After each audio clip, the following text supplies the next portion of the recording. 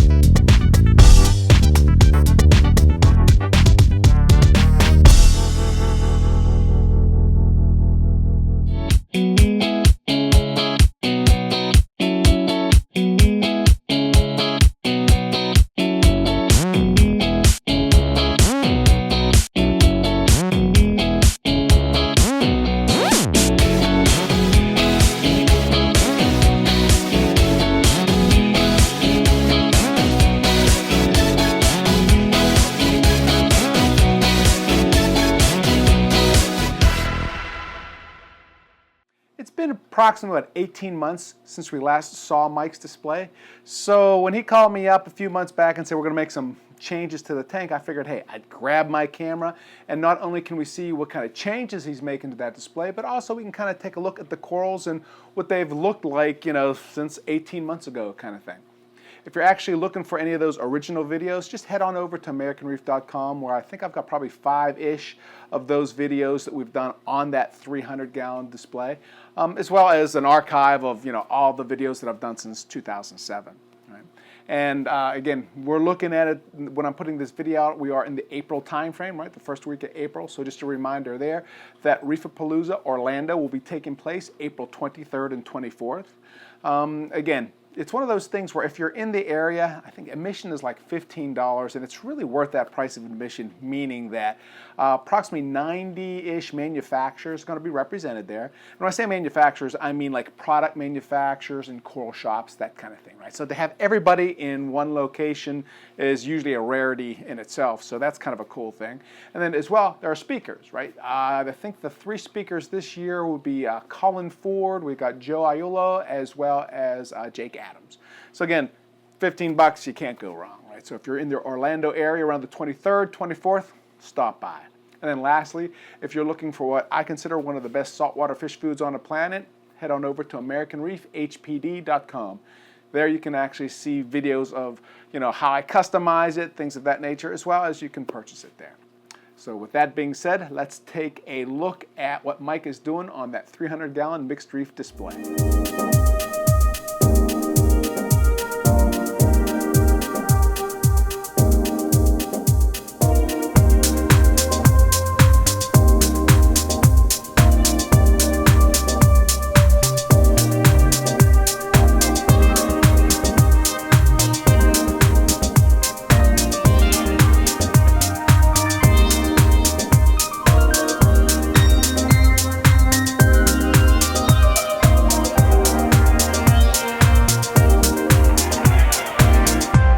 Hi Russ, how you doing today?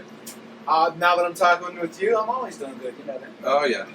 What's on the agenda today? Today we're going to talk a little bit more about water motion from a couple of different contexts, in that this tank has now grown in so well, it's time to upgrade the water motion. One of the things people tend to think is that water motion should be static in a tank. Right. The problem is that over time, as the corals grow, the water motion gets shut down or knocked down, because the corals just sort of dampen the amount of water moving within the tank. So what I'm going to do today is I'm going to upgrade the gyre from a 130 to a 150 to increase the amount of flow going within the tank and to try and get more of the detritus out of the water. Because as I talked about in one of the blogs I did on water changes, by increasing the flow and increasing the amount of water changes I'm doing, I basically have 0 nitrate and 0 phosphate. There's some in here, but I've not changed my GFO now for 7 months. I'm no longer registering it between 0.03 and 0.04. Whether I feed a ton or whether I feed a very little, it doesn't really matter. The tank itself is sucking all the phosphate out because the corals have gotten bigger. And as I said, because they've gotten so much bigger, I have to upgrade the amount of flow within the tank. So that's why I'm taking off the 130 that's back there. I still have my nice tunses blowing across, but across the back and the bottom, I want that gyre flow to try and get the detritus out and to try and keep the corals nice and healthy Because one of the things that we tend to neglect is the only means that corals have for cleansing themselves is water flow across them. They don't really have a mechanism for spitting out the gunk and the bacteria and everything else that accumulates on them. So water flow is key, and that's why I'm going to do a bigger gyre in this tank. And when I do so, I think you'll be able to see how much flow goes across the tank and really makes a difference in the health of the corals. So, gyre, one of the videos that we did, right, you said, this gyre may not be industrial strength enough or something like that. That was like a V1 version. Right, that was the beta test a year ago. Yeah. And in the year that it's been out, they have really upgraded. They've improved the impeller, they've improved the stability of it, it doesn't break and rattle all the time. They've upgraded the magnets on the outside so it doesn't rock, so wherever you put it, it remains stable. It is now ready for prime time. It is one of the best means for improving water motion. I'm still a big fan of the tunsies blowing water across and creating random flow, but I think them in combination with a gyre is the best way to go for increasing water motion. As you can see, the corals in this tank over the past year since we last videotaped it have grown fairly significantly. So I'm pretty happy all in all with everything that's going. So every now and then you have to tweak things a little bit, and that's what I'm doing today is I'm tweaking the water flow up another notch to really keep things moving and to keep the detritus from settling. So you're assuming that the gyre has been fixed. This is more of a test then for you, right? I have seen it, and I've spoken to enough people that I'm fairly confident that they've upgraded it to the point where it is the state of the art in terms of moving a large amount of water in a relatively electricity efficient manner. Sure. And in a way that's conducive to the health of the corals.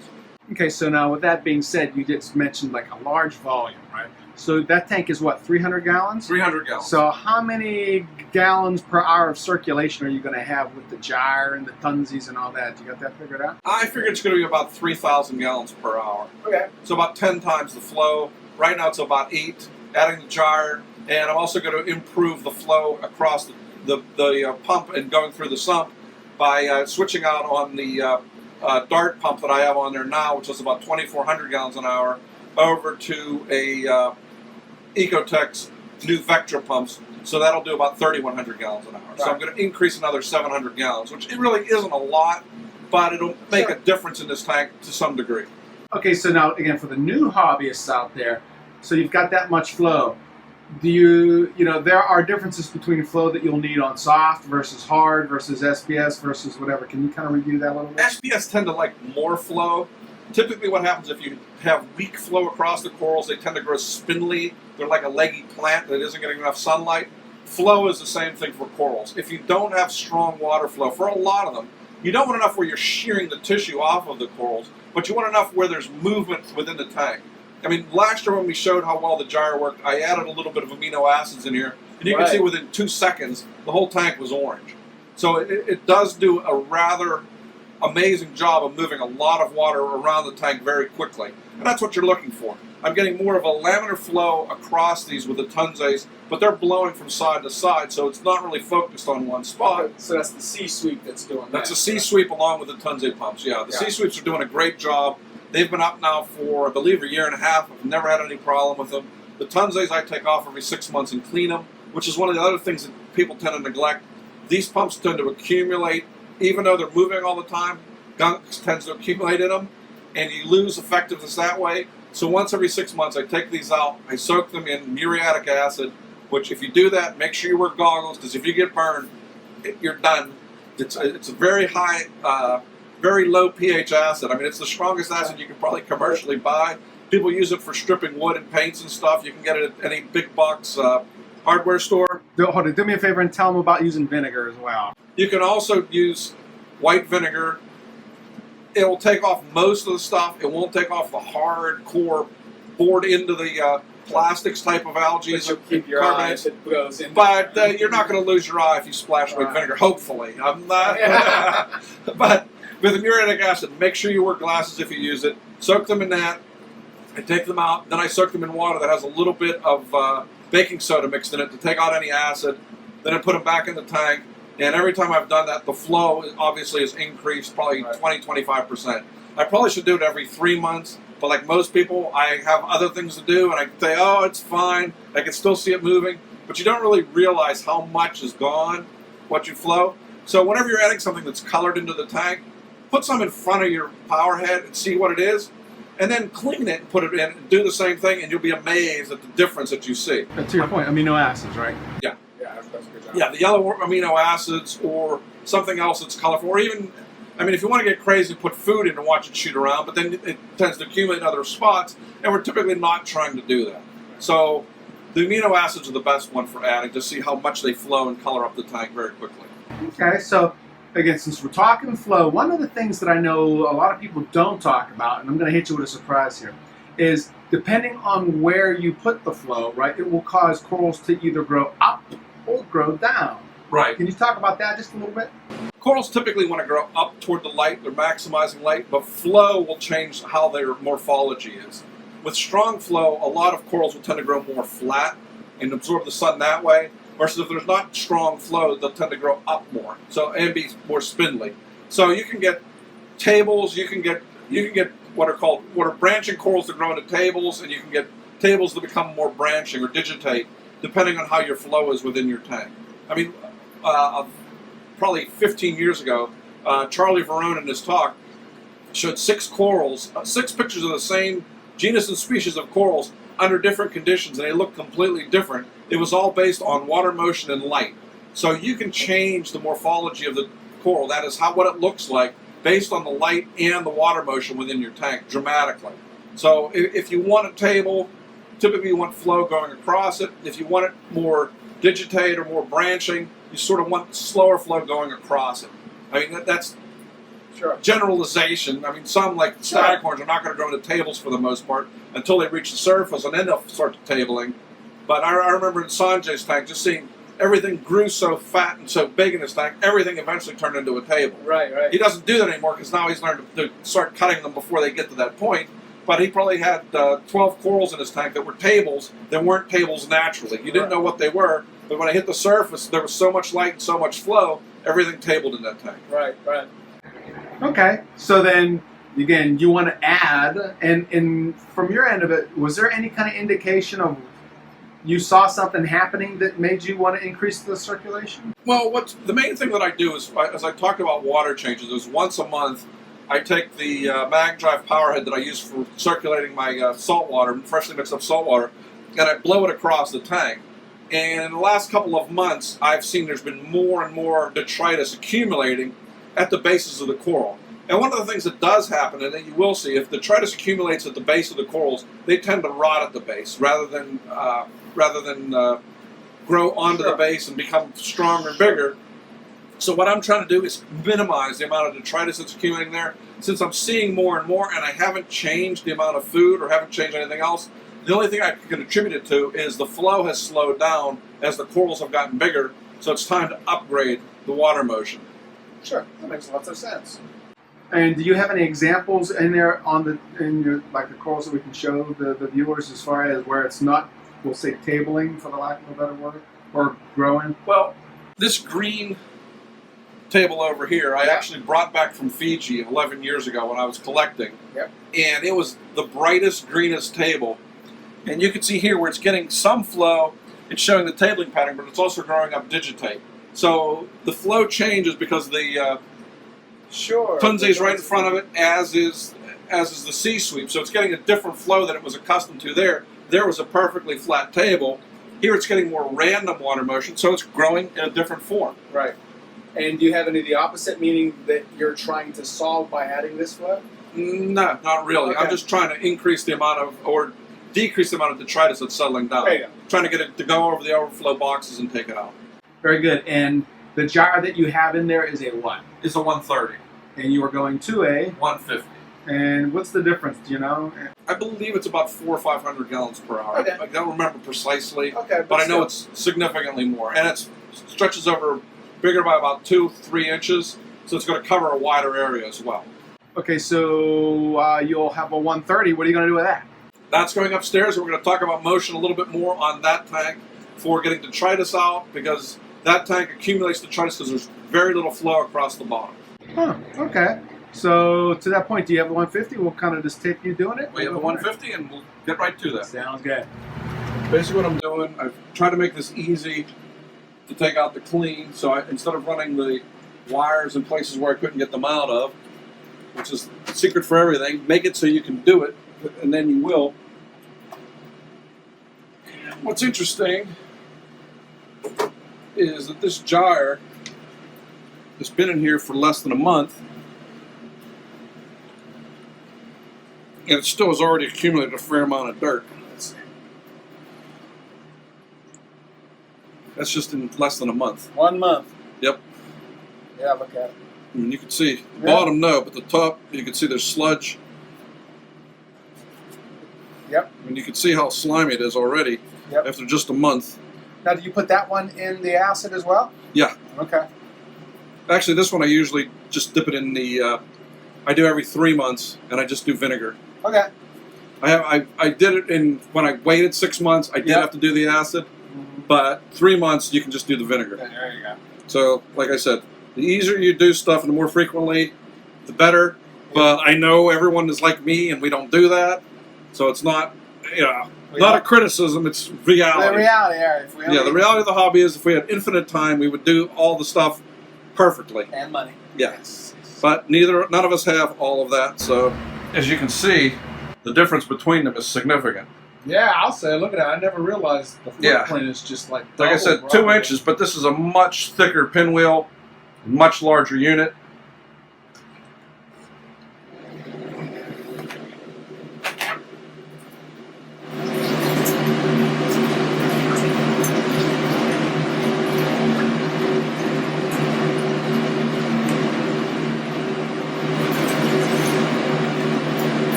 And unlike the old gyre, these have a lot more programmability, so you can do a lot more with them. I mean, here's the book. Needless to say, there's a lot more. So, remember I told you that video I just put out? Yeah. About keeping away from technology on your fish tank? Yeah, I know. This is it.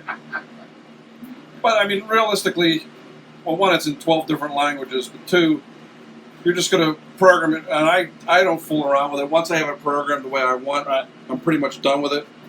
But it does tell you, what each button does. There's all kind of different controls. I mean, it does a lot. I mean, you can program this to do to your heart's content. Now, is your goal to, again, kind of do a pulsing or a change direction? Mine is more or less just to have nice flow, constantly moving water across the corals. Okay, and then you're going to let the Tunzi... I'm going to let the Tunzi blow off whatever this doesn't. Okay. There we go. There's a lot more water in the moving. Yeah, there's...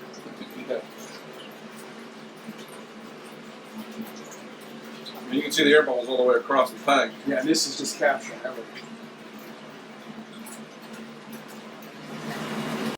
Okay, so you happy with the mode you got? I'm on constant mode. As I said, there's a significant amount more water motion within this tank than there was before. It's blowing across the top. You can see the air bubbles, and I'm getting a lot more surface agitation. It'll be interesting to see if, with that much more agitation, if I also increase the oxygen content by looking at ORP level. And you do have the ORP sensor, right? Yeah. Yeah. My favorite, Neptune Apex. Yes, indeed. So, what modes do you have? And there were four modes. You have pulsing mode, you have reversing mode, so it'll blow across the top, then it'll shoot it down the bottom. Okay. Which may be something I will play with. Right now I'm just doing this for today. Over the next week or two, I will probably play with it a little bit more to see what differences these things make and see if I can get more water motion across the bottom, because that's what the goal is. So I may change this to 12 hours on, 12 hours off. Right. That is 12 hours one direction, 12 hours reversing. Yeah, why wouldn't you do that by default? To me, that would be like, again, it falls in line with keeping, mixing it up. My concern is, though, I'm going to kill all these corals that are sitting here with that strong water motion, because I don't have I could put it on the other side, which is what I may end up doing. Sure, makes a lot But of there sense. I have corals at the top that I'm going to shear off. So there's pluses and minuses of this, but I am getting a significantly larger amount of water flow with this unit. Yeah, obviously, we're capturing on film, so. Yeah, I mean, you can hear it. Well, I guess speaking of flow and more motion, That's why you want to take that other one and put it on that sunlit tank. So let's Right. go up to that one then, right? That sounds good. Yeah.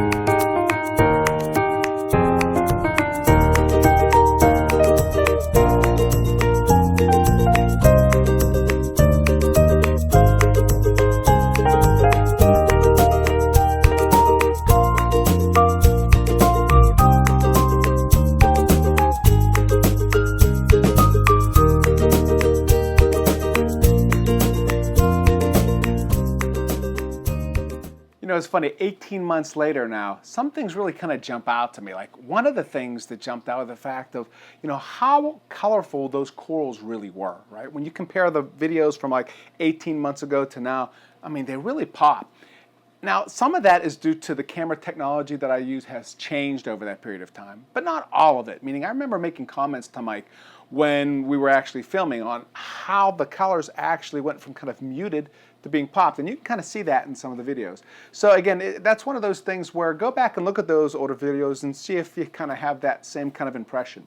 And again, remember, he's changed some things along the ways, like the LED lights, for example. We caught those, I believe, for about the first year, but now it's maybe 2-3 years. So that probably has something to do with, again, the change and the coloration. That being said, again, remember, it's the full recipe of how he maintains that tank kind of gets you that. Meaning, I know he's using Miracle Mud, he's using the sea sweeps and the Tunzi for circulations and stuff like that. So again, you can't just pick out one thing and say, hey, it's the LED lights that are doing it. That being said, however, we know that that's definitely a component, and it's working for him either way. Now, also, you've heard me say many, many times, give my sponsors a chance to earn your business, right? Again, those sponsors, Premium Aquatics, Bulk Reef Supply, we've got Worldwide Corals, we've got Tunzi, right? We even got, again, aquarium currents with sea sweeps and the, you know, the eco currents with the Miracle Mud. Again, I believe them all to be good guys, honest guys that deserve a chance to earn your business. So again, when you're looking for products, livestock, etc., check them out. I guarantee you that as far as quality goes, you'll only find quality products with them, their shops, and what they offer. So again, give them a chance to earn that business. Again, I'm Russ Kickle, and thanks for watching this episode of American Reef.